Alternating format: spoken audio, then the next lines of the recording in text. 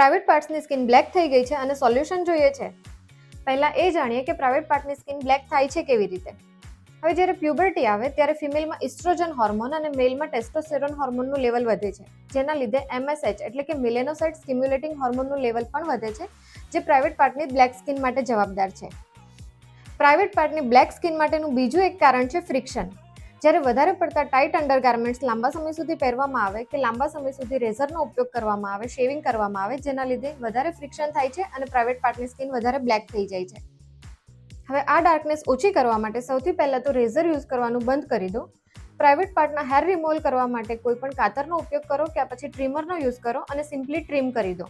બીજું, દિવસમાં 1 થી 2 વખત કોઈ પણ લાઇટ મોઇશ્ચરાઇઝરનો ઉપયોગ કરો. સુપરફિશિયલ લગાવવાનું છે, અંદર નથી લગાવવાનું.